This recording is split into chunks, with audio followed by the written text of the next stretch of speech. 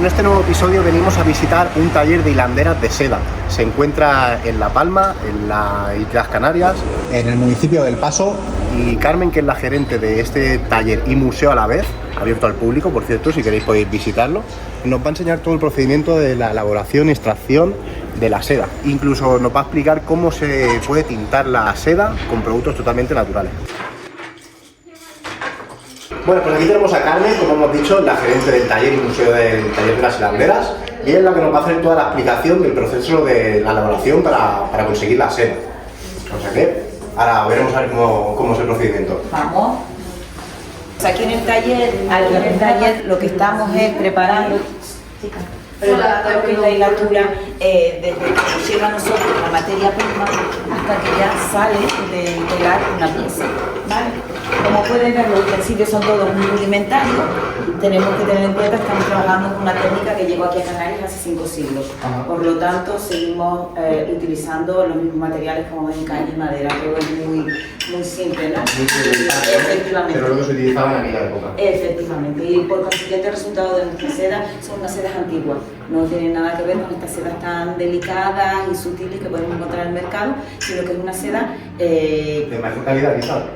Porque es pura. Más duradera. Más duradera. Sí, es pura. Es pura, nosotros no la mezclamos con sustancias ni con fibra.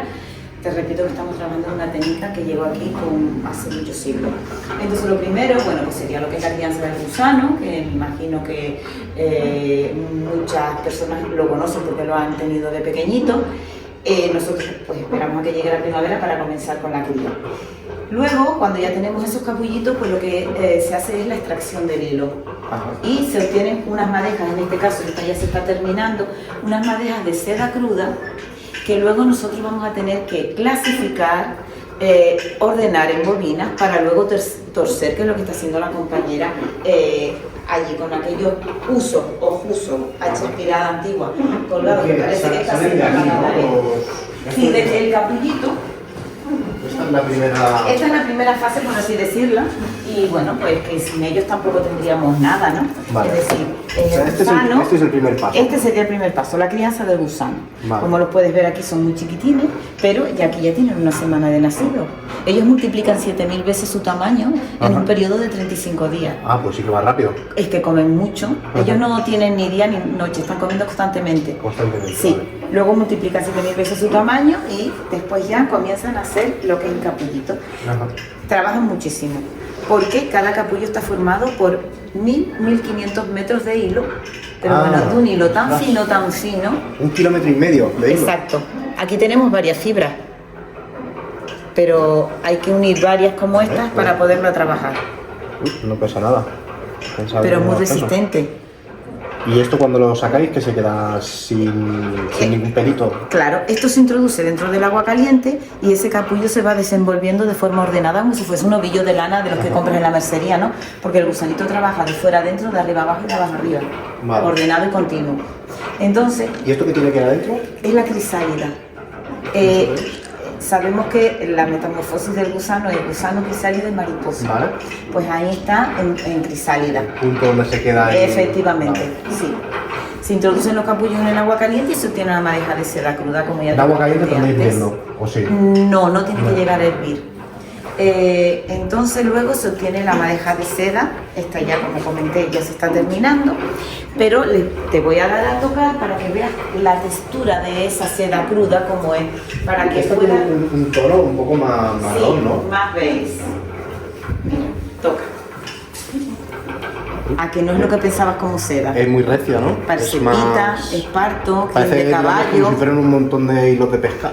Casi. Bueno, los sedales de pescar se llaman sedales porque antiguamente se hacían de seda. Ah, ¿sí? Sí. ¿Pescaban con hilo de seda? Claro. Había un proceso a la hora de extraer... ¿Y aquí que está trenzado ya? No. Aquí está tal cual sale de... Lo que sí, a la hora de hacer la extracción, aquí se han unido como 15, 20 fibras de 15 o 20 capullos. ¿Se han unido? Aquí. Se han unido. Vale. El gusanito, cuando hace el capullito, al ir soplando el hilo por la boca lo va recubriendo de una sustancia que se llama sericina. Actúa de pegamento para darle esa forma compacta al capullo. Eso, al introducirlo en el agua caliente se ablanda y permite que el capullo se deshaga. Pero ¿qué pasa? En contacto con el aire esa sustancia vuelve a enfriarse y pega. Por eso es que este hilo, aunque esté compuesto por varias fibras, parezca que sea uno solo. Vale. ¿Vale? Sí, sí. Bueno, es tamaño pelo de una cana. por ejemplo. Bueno, pues ya tenemos la madeja de seda de esta textura. Vale. Tenemos que clasificarla porque pues tal vez un gusano ha comido menos que otro y a la hora de hacer la extracción en capullo, pues en vez de tener 1500 metros de seda tiene 1000. Si se termina uno antes que otro, ese hilo se afina. Al tacto tenemos que irlo diferenciando de grosor, Lo vais clasificando. Exacto. Una vez la tenemos ya clasificada, venimos aquí a este aparato que se llama redina, es como la rueca de la lana, parecido. Vale. Y vamos llenando las bobinas. Como ven, son bobinas de caña, porque hace falta un material que sea ligero y su peso no rompa el hilo. En la antigua China se usaba bambú, al llegar a Europa no había bambú, pero sí caña. ¿Esto es caña de azúcar? No, caña rueca. Rueca. Sí, es caña vacía, de cañal, de, pues no sé, se utiliza para hacer escobas, ese tipo de cosas. Pero ves que es ligero. Muy ligera. Bueno. Como cartón. O sea, Pues lo tiene nada de seguimos peso. utilizando. ¿Y qué hacemos aquí? Bueno, pues del hilo que hemos clasificado en el proceso anterior, llenamos estas bobinas. Vale. Depende de la prenda que vayamos a realizar, necesitamos unir varios cabos. En este caso estamos poniendo 2 porque es para hacer un fular. Si fuese para una corbata, pues pondríamos 3 para que el tejido tenga una densidad un poquito mayor. Vale, que sea más tupido, que sea Efectivamente, sí. Una vez tenemos llena la bobina, venimos más... aquí. ¿Y esto se gira? Ah, se gira con la manivela que tiene aquí atrás. Vale. Es muy simple, todo esto es muy simple. Vale. Se va dando vueltas y esto va haciendo que gire y se van volviendo. ¿Y esto como que tiene que estar así, que pase por aquí, la cuerda y por el otro Claro, lado? porque esto es un sistema de la polea, si la cuerda no pasara por aquí, podrías estar moviendo esto, pero esto no se movería. Ah, vale. Si quieres ahora me pongo yo... Pero es muy simple, todos los procesos son muy simples.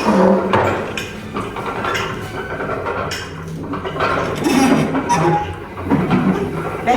De aquí está cogiendo, Exacto. sube por aquí Exactamente. y lo lleva. Y lo llevo aquí. Y lo voy llenando aquí. Date cuenta que aquí vienen de forma paralela. Sí, aquí vienen dos. Dos Vale. de forma paralela. Que luego vamos y los ponemos en estos usos o jusos, hacha aspirada antigua, que son esta especie de aguja de ganchillo de madera. Sí. Los ponemos aquí y los hacemos girar. En este caso, el que hemos traído del proceso anterior es este, pero es que vamos pasándolo de este a este y haciéndolo girar en el intermedio Y para que se tuerzan. La función de esto es darle la resistencia que luego necesita para la hora de tensar en el telar que no se rompa. Vale. Nosotros no la mezclamos ni con otras sustancias ni con Para otras hacerlo fibras. es irlo trenzando. Exacto. Vale. O sea, le vais dando diferentes posiciones hasta que hay un punto que se queda con una resistencia a la tracción muy fuerte. Exactamente. Esto se hace a base de práctica. Es decir, tú ahora, mira, ella acaba de recoger el tramo que hay de uno a otro, que es lo que ha estado girando, ¿vale? Ahora le vuelve a dar impulso y vuelven a girar. Entonces se va a este otro lado y recoge, porque se comunican este con este y este con este. Vale. Entonces- Siempre va integrando, vale. ¿Te das cuenta? Mientras estos giran, ella va recogiendo, va envolviendo lo que ha estado girando. Y vuelve a soltar un nuevo tramo sin torsión aquí. Vale, pues qué curioso. Y una vez que el último paso saqué, ¿no? La última de esta, y luego de ahí ya acaba, ¿no? Cuando termina este, vuelve a poner otro. Porque es que aquí en este caso está preparando 2 hilos de los 720 que como mínimo lleva la pieza más estrecha en un limbre.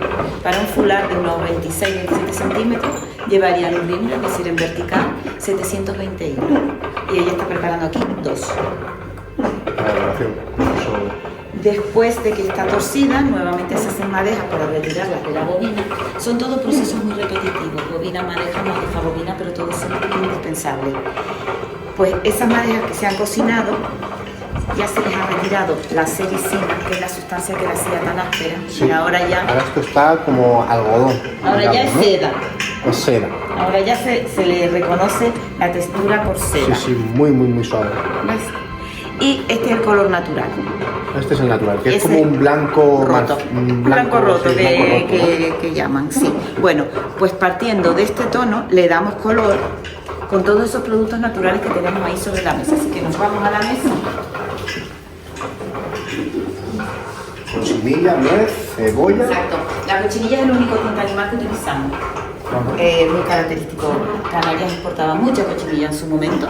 ¿Es un bicho, un animal? Es un animalito, es un parásito de la tunera o la chumbera. Vale. Vale, pues es un parásito de pues tiene rosas, malvas. O sea, se consigue estos colores, Sí. rosas malvas con la cochinilla. Exactamente. Y eso es donde tiene el color, porque yo aquí... No, está disecado. Esto es como si dijésemos ya la bolsa de la tinta del calamar, por así decirlo. Ah, vale. Es un animalito que se recolecta, se pone a secar, tiene también un tratamiento, un cuidado de secado y esto ya es la bolsa del tinte completamente seca. Ajá. ¿Vale? Luego tenemos la cáscara de la nuez, es la verde, la carnosa que recubre el fruto. Cuando está verde tinta de marrón la ponemos a secar tinta de beige. Las cáscaras de las nueces. ¿Y también tiene un proceso eso? ¿O? Sí, más o menos casi todo se llevan a una maceración, a una cocción, luego un filtrado y luego ya se introducen las madejas de seda y se vuelven a cocinar con eso. Cocinar, que con ese ponerlo líquido. con agua caliente también, Sí. y de esa manera extrae el color, la nuez. Claro, después ya, una vez se ha extraído el color, se filtra Vale. para que no haya impurezas en Vale. ese agua y entonces ya se introducen las madejas de seda Sí. y se vuelve a darle cocción con ese tinte o con ese Cier- caldo, cierto como lo tiempo llamamos se tiene que nosotros. dejar ahí. Exacto, depende de qué producto necesita más tiempo o menos. También Por si quieren ejemplo, más intensidad del color o menos. Exacto. Y luego ese color no se va, si lo lavaron no... También va, depende, se le introduce primero la seda en un ácido limón, vinagre, sal, cremor tártaro, que lo tenemos aquí. El cremor tártaro es, bueno, hoy en día es el ácido tartárico, pero esos son los sedimentos de las barricas del vino. Ajá. Cuando se termina el vino en la barrica, esas sales que se crean en el fondo, Vale. es eso. Y Ah. eso lo utilizamos para fijar el color también. Vale, esos son fijadores para potenciar esa resistencia que, digamos, que no se vaya, ¿no? Efectivamente. Que sea permanente. Efectivamente. Pero bueno, Y este producto, digamos, serviría con cualquiera de Sí, cochinilla, nuez, sí, cebolla. sí.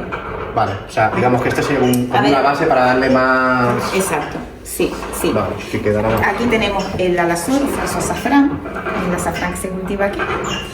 ¿Falso azafrán, has Para dicho? los amarillos, sí, Vale. porque mira, si te das cuenta, los pistilos se parecen mucho, Se parecen a la azafrán, pero no es tiene, azafrán. no tiene ese sabor tan intenso Sí, y crece alto, como si fuese una planta con un cargo.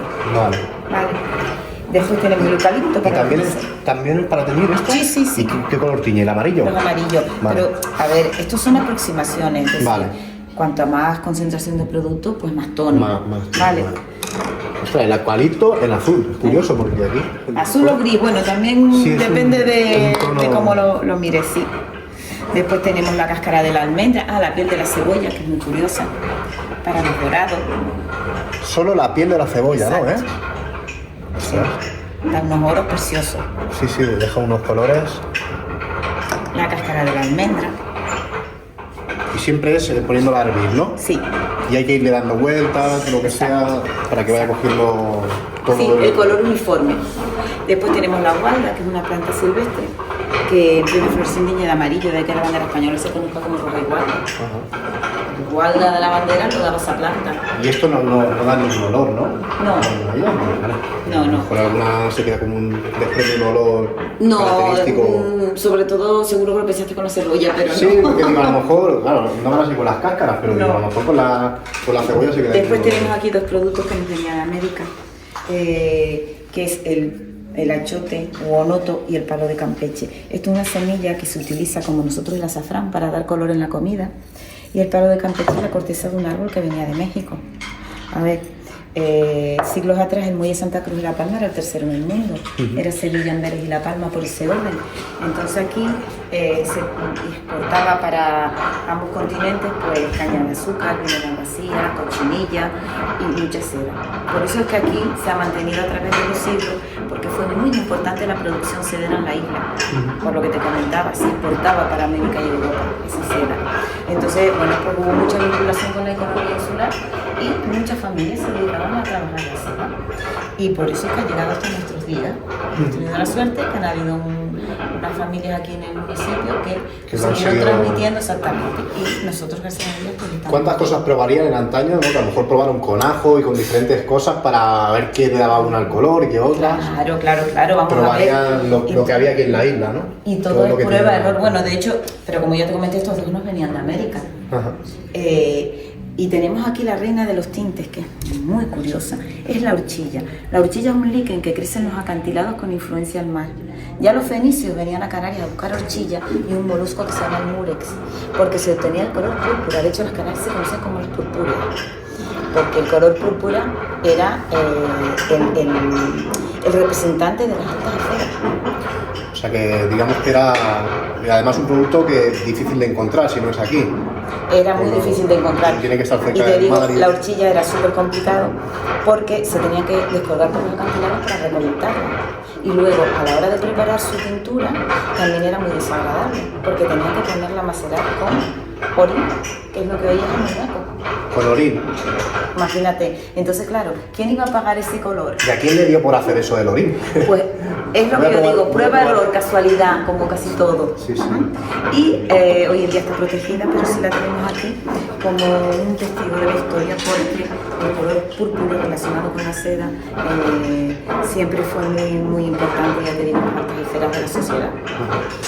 Sí, de hecho, en la... El que llevaba ese color era bueno, alto Sí, también. además date cuenta que lo que es en la iglesia depende del color del fajín, es un rango, Vale. ¿vale? Entonces el color púrpura siempre se relacionaba con los cardenales, que también es el color cardenal, Ajá. ¿vale? ¿Y este color? Es la cochinilla. Ah, este es la corchinilla, vale. Nosotros tintamos en madeja para poderla lavar y que pierda pues, todo el excedente de color que pueda tener. Y luego lo ponemos en la devanadera y lo volvemos a pasar a bobina. Eso puede ser de proceso repetitivo. Esas bobinas son las que luego formarán parte de la audimbre. La audimbre es el número de hilos exacto que necesitamos para el ancho y el largo de cada pieza. Entonces, como ven, los telares son muy antiguos.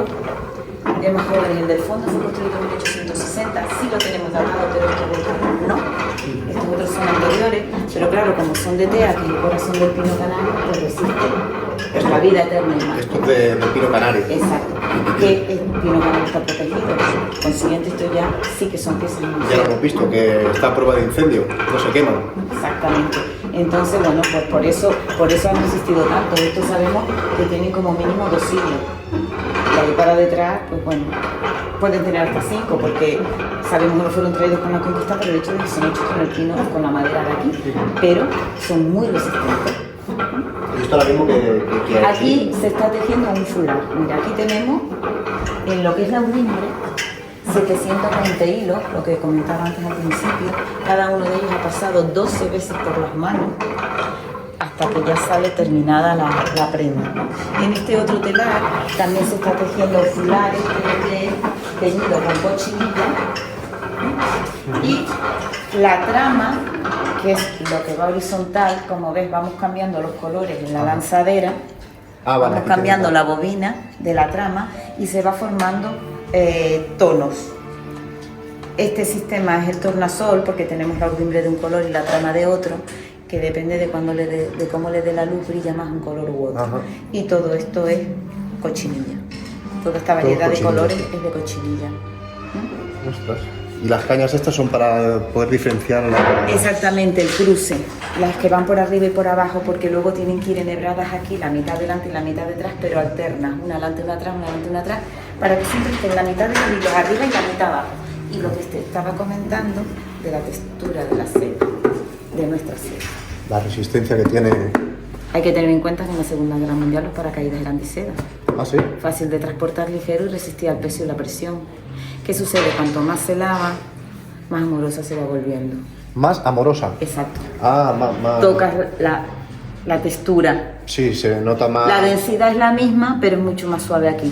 porque- Aparte quizás se hace un poquito más elástica Más juego. porque suelta un poquito, no tiene tanta... más juego, porque no tiene el tanta apresto. tanta tensión ahí. Exactamente. Exactamente. Y bueno, luego ya tejer es el proceso más rápido, y aún así lo más que podemos llegar a tejer son 40 centímetros en una mañana. Ah, tienes que controlar ahí con los pies. Sí. Es muy simple, pero tienes que controlar los pies y las manos.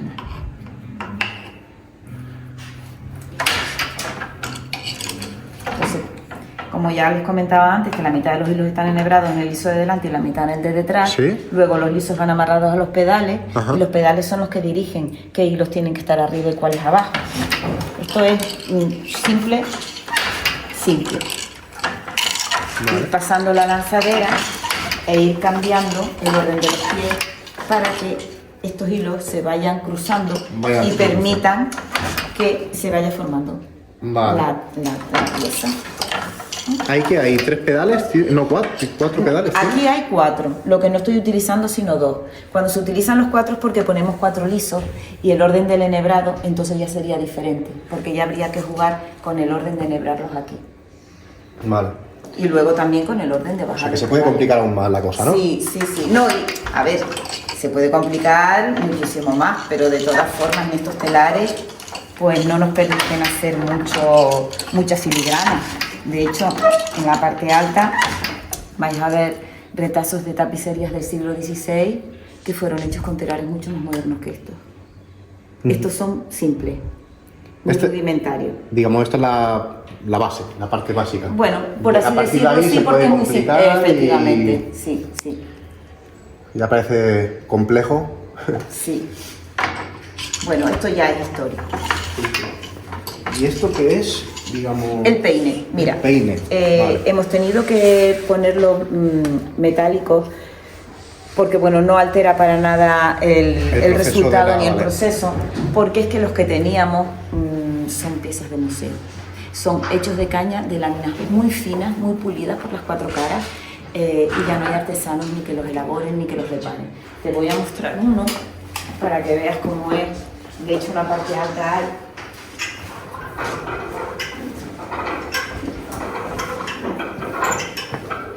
¿Y esto es? Son láminas de caña, muy pulidas por las 4 caras, porque si no cortaría la seda. A ver si se ve aquí a contraluz. Sí. Y esto, claro, también está todo... Claro, porque por centímetro debe de llevar un número de hilos exacto. Cada centímetro tiene que tener un montón de canales. Exactamente. Que a lo mejor son 15. Depende de, normalmente son 18, depende de la densidad que le quieras dar. ¿Y esto lo hacían a mano entonces? Sí. Sacar ahí el... Claro, date cuenta que tienes que pulir las 4 caras, tienes que cortar la caña, pulirla por las 4 caras, hacer el montaje de los laterales e ir incrustando e irlas cogiendo con este hilo. Agüita. Sí. Pues al final uno... ¿Y esto no se desgastaba? Quizás no. Y con la presión de las maderas que tenía para poderlo introducir, para poderlo trabajar, se iban partiendo. Y cada vez que se partía una caña, te cortaba un montón de hebras, porque es como una navaja. Claro. Por eso digo que al final es resistente a la relación, pero a base del fregamiento de la fricción tiene que debilitar mucho la seda, ¿no? Y la tiene que quizás deshilachar, si la miráramos con No, porque están muy pulidas. Eso no, lo que era que con la presión que ejercía la madera aquí, pues se podían romper. Y ahí es cuando cortaban el hilo, cuando se rompían. ¿No? Y bueno, pues esto es lo que estamos haciendo aquí en nuestro taller. ¿Y también vendéis piezas de estas o no? Trabajamos mucho por encargo.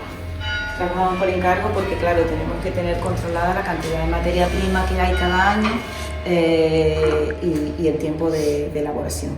O sea, que hay temporadas que hay más gusanos y otras que menos. Claro, depende también de lo que los criadores, las familias de aquí de la isla se animen a criar en su casa.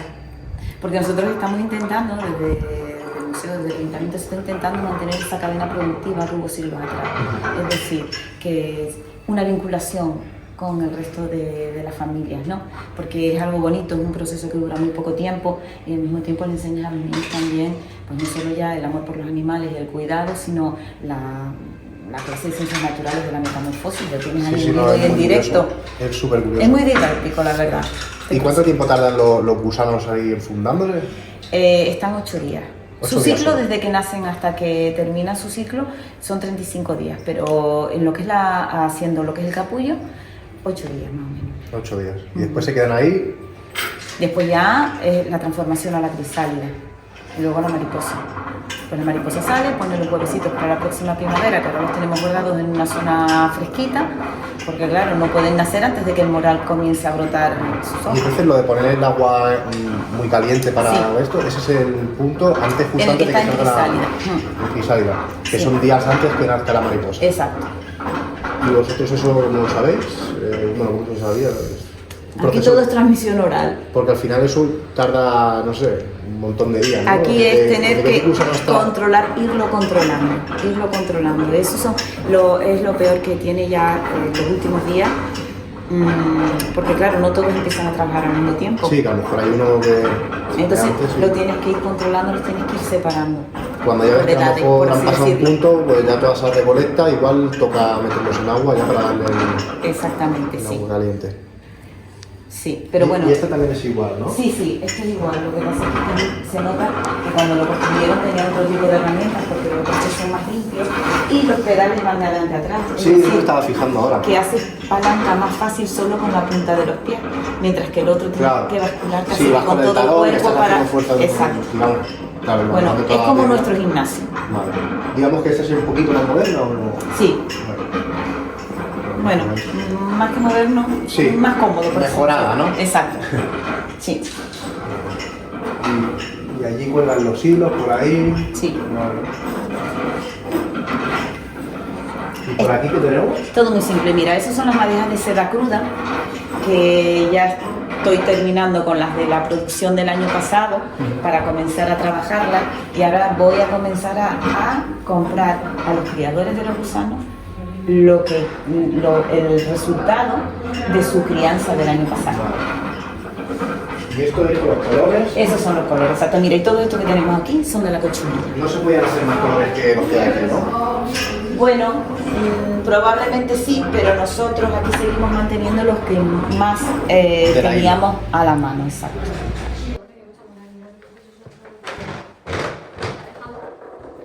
Nuestra seda ha desfilado por 3 años consecutivos en la Fashion Week, es decir que ¿Ah, sí? Sí, el primer año fue en el 2019 con Ana, el segundo año fue en el 2022 y desfilamos también con Pablo Ross y el último que fue este año con Juan Julio. Fue la última al museo de Juan Julio. Y bueno, pues para nosotros ha sido una experiencia maravillosa por el hecho de que pensar que en una edad tan chiquitina como esta se ha reconocido nuestro trabajo. Ha tenido mucha influencia, ¿no? Claro, y que ha desfilado en una de las pasarelas de moda más importantes. Y de hecho también tenemos otro vestido de los joyas de Andrés Acosta que también lo llevo a Milán a la pasarela de moda sostenible, que es el que tenemos aquí al fondo, que es la Zona. ¿Este es? No, este es el manto que él le hizo a la Virgen. Lo primero fue, además, allí en la cartelería se explica su proyecto, una colección cápsula inspirada en la constelación de Orión, que son pues, las 3 vírgenes que custodian las puertas del cielo, ¿no? Hablando de la colección Orión, para cerrar el ciclo de estas 3 vírgenes que había en las puertas del cielo, pues le hizo a nuestra virgen más representante de aquí del municipio de Paso, que es la Virgen del Pino, que bajando media desde el monte cada 3 años, pues le hizo ese manto, se lo regaló, nosotros hicimos la seda y él lo confeccionó y lo bordó. Hay que tener en cuenta que ese manto está bordado, tiene 120.000 piedras bordadas por él a mano, sí. Que menos que el gran diseñador Manolo Blahnik, que es de aquí de la isla, pues confeccionó unos zapatos con nuestra seda. Unos Manolos que tienen ya su reconocimiento a nivel mundial. Manolo Blahnik es un diseñador espectacular, ha vestido a las grandes, o ha calzado, mejor dicho, a las grandes figuras del arte sobre todo, ¿no? Muy famoso. Y tenemos esta exquisitez de zapatos hechos con nuestras sedas. Conscientes de que todo cuesta un trabajo y un sacrificio, es decir, que no ir a la tienda voy y lo compro. Y también hacer el reconocimiento de lo que fue, lo que costaba en su día. Exactamente, es que hoy en día las artesanías fueron oficios de necesidad, hoy en día son lujos, pero ¿por qué son lujos? Pues porque son cosas de calidad, son cosas hechas no solo con las manos sino con el corazón. Son sostenibles, son más ecológicas, entonces son una riqueza, es un patrimonio. Sí, sí, puede ser caro, pero lo barato sale caro, dicen, ¿no? Entonces, sí, al final sí. igual renta más una cosa más cara, pero que a comparación de la calidad que tiene no... Que la vas a tener para toda La la vas a vida utilizar. y que sabes que no estás contaminando tanto como cualquier otra cosa hecha en serie y de aquella manera. Sí, sí. Lo que se hacía en antaño estaba bien hecho. Sí.